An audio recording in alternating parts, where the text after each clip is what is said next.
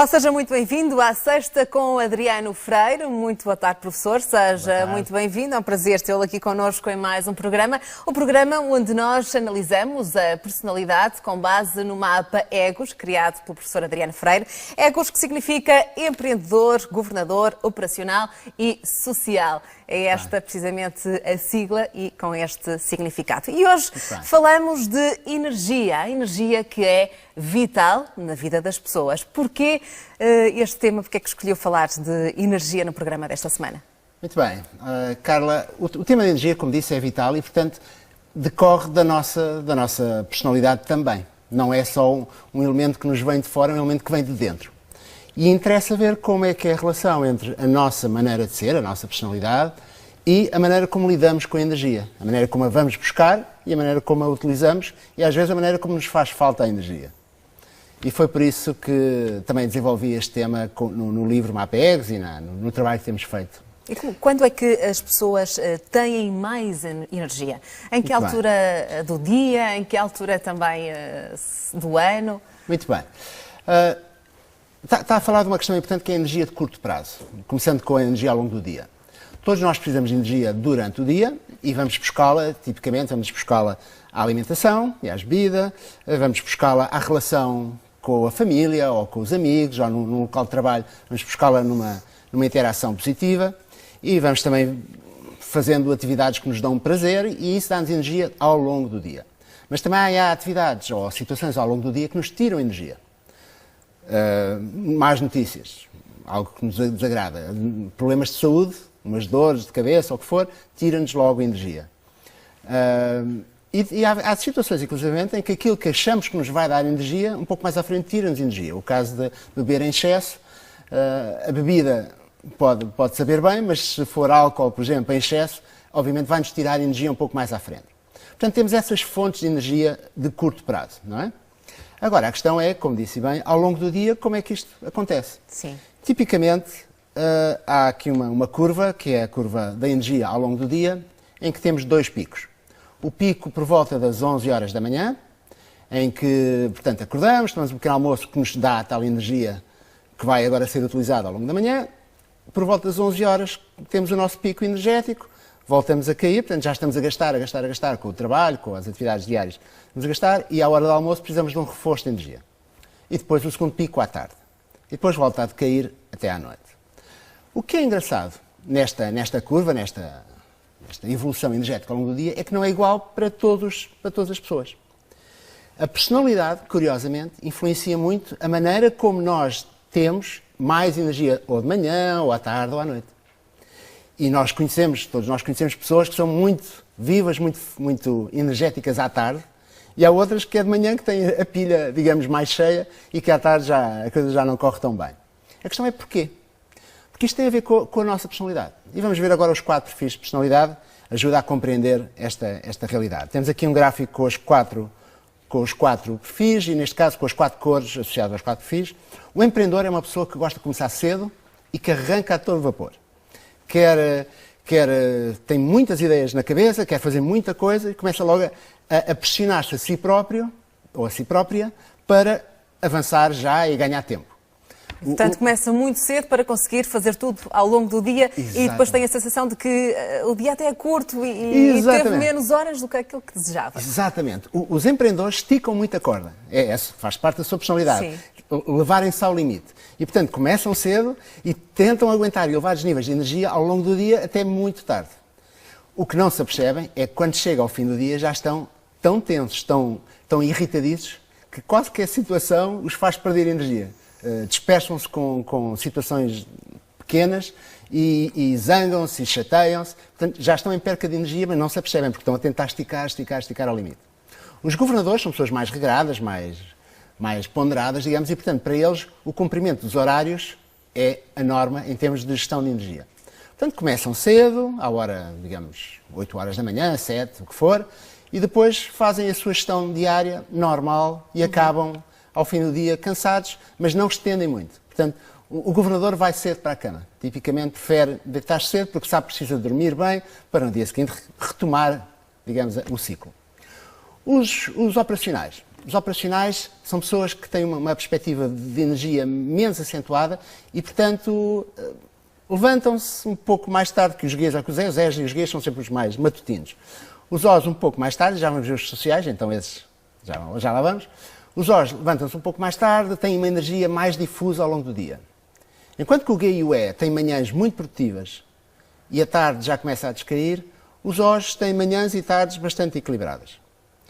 O que é mais engraçado é que os Os, quando acaba a hora de trabalho, portanto após o horário de trabalho, vão ter muita energia naquilo que lhes dá prazer, que já vamos ver o que é, filhos, etc. Portanto, muita da energia que os Os têm vem após o horário de trabalho.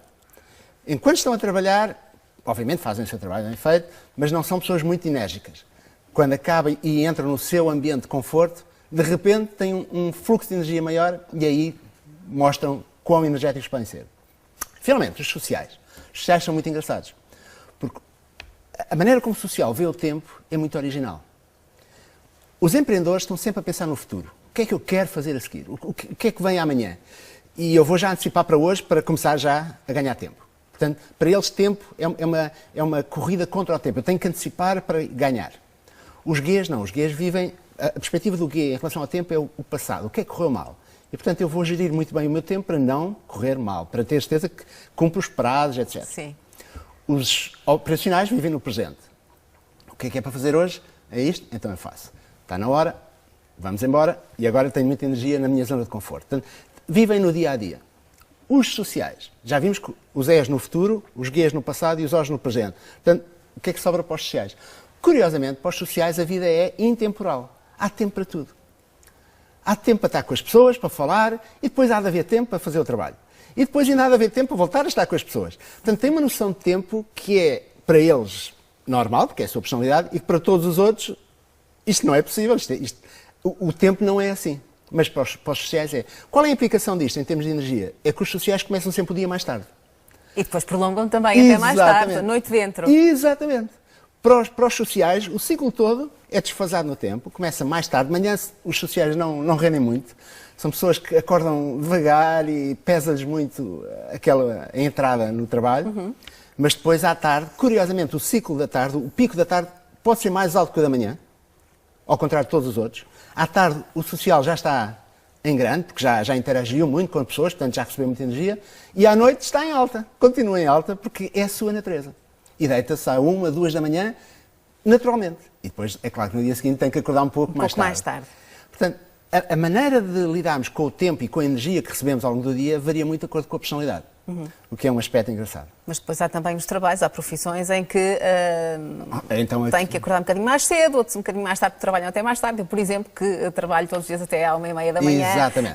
Tenho um percurso de trabalho noturno que me obriga também a mudar um bocadinho os horários de vida. Depois o trabalho vai ter que influenciar, não só no nosso dia-a-dia, na gestão da energia do dia, mas acaba por influenciar também na própria personalidade da pessoa. No caso da Carla, que é uma pessoa com fortes características sociais, na realidade o seu horário de trabalho encaixa bem com a sua personalidade e, portanto, falo com naturalidade e falo sem esforço. Não quer dizer que não tenha esforço profissional, mas é algo que lhes sai mais naturalmente. Se fosse, por exemplo, uma pessoa com um perfil mais governador, à hora em que tem, digamos, o seu trabalho normal, teria muito mais dificuldade em aguentar-se com a vivacidade e com a presença que a Carla tem. A Carla tem essa capacidade de unir o seu horário de trabalho com a sua personalidade. E diz muito bem, se fosse, por exemplo, outra pessoa, com outro perfil, teria que fazer um esforço de adaptação. Uhum. Haveria dias em que conseguia e haveria dias em que estava àquela hora, à meia-noite, a fazer a apresentação do Jornal da Meia-Noite, muito cansado porque não conseguiria naturalmente aguentar. Mas para a Carla, ou para pessoas sociais, não há problema, porque a sua personalidade faz exatamente esse movimento de energia mais para o fim do dia. Professor, eu comecei por lhe perguntar também quando é que nós temos mais energia, não só ao longo do período do dia, mas também durante o ano. Isto porque muitas vezes há pessoas que vivem com mais energia no período do verão. Exato. Ou quando os dias começam a ser mais longos na primavera. Há outros que gostam dos dias sombrios de inverno. Isto também influencia? Curiosamente, o clima influencia a personalidade. Ou seja, se olharmos agora para os países, não para a pessoa individual, mas para os países, vemos que o sol, obviamente, portanto, o calor, o sol, reforça muito mais as características sociais. As pessoas, quando há bom tempo, tendem a sair mais, a conviver mais uns com os outros, a ir para a rua. E quando há mau tempo, portanto, quando há frio, chuva, etc., as pessoas tendem a ficar mais fechadas em casa ou no escritório, ou o que for. E isso, ao longo dos anos, ao longo de séculos, acaba por moldar a personalidade, a cultura nacional dos países. Não é por acaso que os guias, governadores ou os empreendedores tendem a ser mais presentes em culturas mais frias, em países com climas mais frios, perdão, e em culturas de países com climas mais quentes, África, América Latina, etc., há muito mais espontaneidade, muito mais social, muito mais também. E, portanto, como diz bem, independentemente do país onde estou, se a minha personalidade é, por exemplo, mais social, quando vem o sol, quando vem a luz, obviamente eu sinto muito mais, com muito mais energia. E nos meses em que há muita luz, muito sol, eu sinto melhor. Nos meses mais escuros, mais frios, os sociais sofrem muito. Mas os governadores estão bem. Os governadores não se dão tão bem com tanto calor. É desconfortável. É uma sensação... adaptam-se bem aos dias de inverno. Exatamente. Professor, e o que é que motiva as pessoas? Muito bem. Quais são as motivações? Muito bem. Agora já estamos à procura de elementos de energia sustentados. Em vez de olharmos só para a questão do dia-a-dia e eventualmente até ao longo do ano, olhamos para a vida. O que é que me motiva a mim? O que é que me dá energia a mim? E temos aqui uma tabela com as 4 cores, com os 4 perfis, que mostra quão diferentes nós somos naquilo que nos motiva ao longo da vida. Já não é do ano, é da vida. Para os empreendedores, os elementos mais motivacionais são sempre a valorização pessoal. Eu quero mostrar que tenho valor e, portanto, quero ser reconhecido, e vão se esforçar sempre para que os outros reconheçam neles capacidades e competências. Gostam de ser pessoas independentes, não gostam de ficar presos, digamos, a outras pessoas, portanto, gostam de ter a sua autonomia, a sua independência. São pessoas que demonstram uma necessidade contínua de aprender. Eu quero aprender para saber mais que os outros, portanto, o aspecto competitivo aparece também através do conhecimento. Portanto, se eu estiver em situações em que eu vou aprender, em que sou valorizado, em que tenho independência, isso dá motivação para a vida. Os governadores são diferentes. Os governadores são muito mais motivados por ambientes estruturados, seja ambiente profissional, organizado, estruturado, seja um ambiente pessoal também muito... Não é por acaso que os governadores, por exemplo, ligam muito às tradições, a tradição familiar, as tradições religiosas, porque isso dá-lhes um enquadramento regulado. Eu aqui estou bem, aqui sinto-me bem, neste ambiente regulado. São pessoas também muito responsáveis, os governadores, e, portanto, se num ambiente profissional lhes é dada responsabilidade, em que eles obviamente sentem que podem cumprir, isso motiva-os. Eu agora tenho esta responsabilidade, portanto vou fazer tudo para fazer bem. Os operacionais são muito interessantes, porque o lado operacional da motivação ao longo da vida está sempre fora do trabalho, o que é uma surpresa para muitos líderes, porque pensam que podem motivar os Os com argumentos relacionados com o trabalho. Os Os, os operacionais, são sempre motivados por elementos que não estão no trabalho, estão fora do trabalho.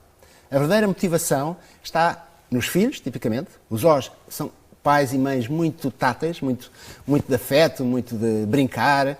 São pessoas que gostam de estar ao ar livre, a passear, ou a correr, ou a fazer algum exercício físico. São pessoas que gostam de hobbies, tipicamente hobbies manuais. Muitos homens gostam de arranjar o carro, ou fazer um bocadinho de bricolagem. As senhoras gostam também de fazer alguma coisa com as mãos. Portanto, o elemento tátil nos Os, fora do trabalho, dá-lhes muita motivação e faz-los sentirem-se bem. Ainda bem. Os sociais, como seria de esperar, a motivação ao longo da vida decorre das relações que têm com as outras pessoas, não é? Com os amigos, com os colegas, com os líderes, Portanto, sempre que há uma situação de alguma tensão, de alguma relação difícil, isso desmotiva muito o social. E o social tem que ir logo tentar recuperar a relação para voltar a sentir-se bem consigo próprio. Portanto, emoções fortes, emoções positivas, contacto social, idealismo também, aqueles ideais que podíamos todos ter uma vida melhor ou devíamos todos ajudar desta maneira, isso dá muita motivação aos sociais. Professor Adriano Freire, e quais são os sinais de crise que podem estar relacionados com a perda de energia? Bem, essa é uma questão É uma questão interessante porque até agora temos estado a falar daquilo que nos dá energia. Sim. Mas, obviamente, também perdemos energia ao longo do dia, ao longo do ano e ao longo da vida. Também perdemos energia, situações complexas. E esta curva agora descendente, que está a ser mostrada, mostra que a nossa motivação, ao longo da vida, agora sempre olhando numa perspectiva mais alongada, pode cair e podemos entrar em zonas de stress. O stress é o primeiro sinal. Estamos estressados. E muitas pessoas, como infelizmente a sua vida profissional já começa a ser rotineiramente estressante, já não prestam a devida atenção a esses sinais. Estamos a falar de sinais de rigidez na relação com outros, alguma teimosia, alguma inflexibilidade na relação pessoal ou profissional. Já começam a ser sinais, ok, a energia já não está lá como estava, porque uma pessoa com mais energia consegue contemporizar e ser mais flexível. Mas o pior de tudo é quando cai ainda mais a motivação e vamos então para níveis de crise. Okay? Há uma diferença entre stress e crise, e portanto não gostava de deixar a ideia de que stress já é crise. Não é. Stress, tipicamente, e agora temos aqui uma comparação entre o MAPEGS normal e o MAPEGS com stress. No MAPEGS normal temos todas as posições, as 6 posições em que qualquer pessoa pode estar. Mas em stress tornamos rígidos e vamos para os extremos. Ou seja, perdemos flexibilidade. Se eu for, por exemplo, EG, empreendedor, governador, em stress, ou sou, às vezes, muito puro não é puro, ou então sou, noutras circunstâncias, G puro. Já não consigo conciliar os dois. Às vezes sou muito irritadiço e muito agressivo, e noutras situações sou muito fechado e não quero saber, assim é que é, as normas são estas, é para cumprir. Portanto, caio, digamos, numa polarização, caio nos extremos. Se eu for, por exemplo, um OS, por hipótese, então, em situação de stress, ou fico muito fecho-me e não quero saber de nada, não me chateiem, estou por mim, ou torno muito social, e posso chorar, ou posso tornar-me muito exaltado, e assim muito... Porque o stress me levou a extremar, digamos, as minhas características normais de personalidade. Okay? Portanto, esses são os primeiros sinais. Cuidado, se estamos a se tornar-nos um bocadinho rígidos, um bocadinho exagerados, já é um sinal de stress, mas ainda não é crise. Os sinais de crise, tipicamente, aparecem a 2 níveis. A crise de origem física, portanto, uma doença, e temos desde as dores de cabeça crónicas, não é aquela passageira, mas uma dor de cabeça crónica, úlceras, problemas mais sérios, como cancro, etc. Muitos deles, nem sempre, como é óbvio, mas muitos deles têm origem psicossomática, ou seja, é a pessoa a não conseguir lidar com as situações da vida e a afetar o corpo. Okay? O somato, o lado do corpo começa a dar sinais de fragilidade e, obviamente, começamos a ter problemas em algum lado. Essas são digamos, os sinais físicos da crise. Mas depois temos sinais psicológicos. Doenças do foro mais mental. E essas, curiosamente, estão relacionadas com a personalidade. Isto é, dada a minha personalidade, eu posso, perante uma situação de crise, tender a determinados tipos de perturbações mentais que uma pessoa de outro perfil evoluirá noutro sentido. Deixe-me dar alguns exemplos. Os guias, por exemplo. Um guia é uma pessoa que gosta das coisas arrumadinhas, bem feitas, organizadas, tudo bem. Normalmente, com um pouco de stress, torna-se rígido e pode ser uma pessoa um pouco mais ansiosa. Já começa a aparecer um bocadinho da rigidez, ansiedade, isto pode correr mal, não sei. Mas, se a crise começa e avança, podemos ter perturbação obsessiva-compulsiva, portanto, uma pessoa que se torna muito... Isto tem que ser assim, só assim é que pode ser. Não, dessa forma não. Não, é assim. E, portanto, já passou um bocadinho para o lado da perturbação e, no pior dos casos, uma pessoa paranoide, uma perturbação paranoide, em que já começa a achar que todos estão contra mim e eu tenho que proteger todos. Aí já entramos, obviamente, mais numa psicose, já não é uma neurose, é uma psicose, e já é muito mais grave. Okay? Mas um operacional, por exemplo, tipicamente é uma pessoa relaxada, calma, que faz o trabalho com à vontade, mas quando começa a ter mais stress, fecha-se e começa a tornar-se depressivo. Os ossos são os que tendem sempre à depressão, okay? Quando estão sob muito stress. Se não conseguem sair da depressão, portanto, dar a volta, digamos, ao problema, podem tornar-se, sem se aperceberem, podem tornar-se pessoas com uma perturbação evitante, que é, eu não quero falar com ninguém. Não, e eu conheço situações, infelizmente, dessas, que o O foi longe demais na sua, assim, na sua crise. Na sua crise, exatamente, infelizmente, a pessoa não conseguiu dar a volta e não quer sair de casa. Já não é ir ao trabalho e não falar com ninguém, é não quero sair de casa. Não quero interagir, não quero pessoas, não quero nada.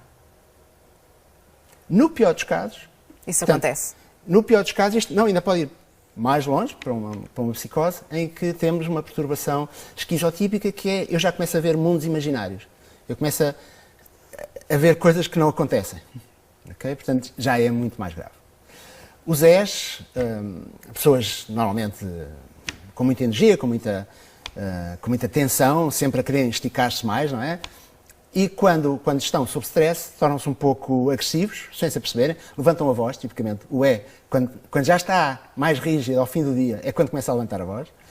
Alguns palavrões pelo meio, mas isso é típico dos E's. Mas ainda está sob stress, não é uma crise.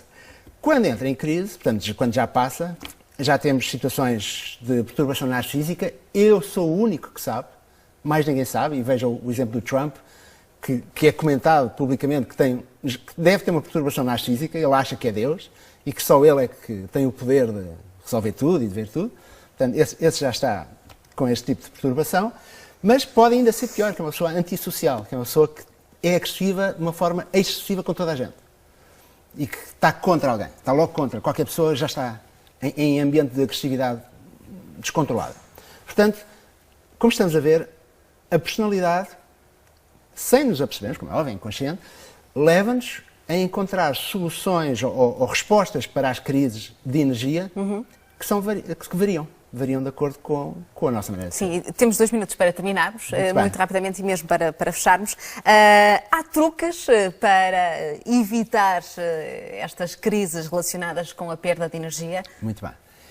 É muitíssimo importante estarmos atentos aos nossos sinais, ou termos pessoas amigas, família, colegas, etc., que nos digam, olha, que tu precisas descansar, olha, que tu precisas de... Parar um pouco, exatamente. Não é? Assim não dá. Porque, mesmo que nós não nos apercebamos, as pessoas à nossa volta acabam por se aperceber. Podem ter coragem ou não para nos dizer, dependendo das circunstâncias, mas esses sinais devem ser entendidos como alertas. Porque se não forem bem entendidos, continuamos a perder energia e aí entramos em crise. Não é? E aí já precisamos de apoio médico especializado. O que é que isto significa? Significa que, antes de irmos longe demais, devemos ter a capacidade de ouvir os outros, de reconhecer, ok, por qualquer razão, às vezes por problemas pessoais, estou a ir um pouco longe demais, deixa-me tentar recuperar. Okay? E recuperar, voltar digamos, a ganhar motivação, não é necessariamente beber uns copos e fazer uns disparates. Essa é a forma errada, porque isso é uma solução de curto prazo. Claro. Pode aumentar, mas depois volta a cair. Exatamente. E, portanto, não saímos. Só fizemos um passeio à volta e voltámos ao mesmo sítio. Claro. Portanto, aí a questão é voltarmos aos temas que nos dão motivação ao longo da vida. Se eu estou num emprego, por exemplo, um emprego que me desgasta, que me faz sentir mal, e eu percebo que aqui não sou feliz e a família está a sofrer e não estou a produzir, os sinais já começam a aparecer e eu tenho que ter a coragem de dizer, não é aqui que eu quero passar os próximos 10, 15 anos da minha vida. Portanto, para eu recuperar, vou ter que procurar outra ocupação profissional, mesmo que isso sim, custe um pouco ao princípio, mas eu tenho que sair deste ambiente, porque este ambiente para mim é tóxico. E essa necessidade de sair do fosso, digamos, mais tarde ou mais cedo tem que acontecer, porque senão caímos a fundo. Muito bem, professor. Ficam então aqui as dicas no programa de hoje em que falamos do tema energia, tão importante na vida das pessoas, tão importante no nosso dia-a-dia. Professor Adriano Freire, agradeço mais uma vez a sua presença. Já sabe, às sextas-feiras temos sempre encontro marcado com o professor Adriano Freire. Até para a semana.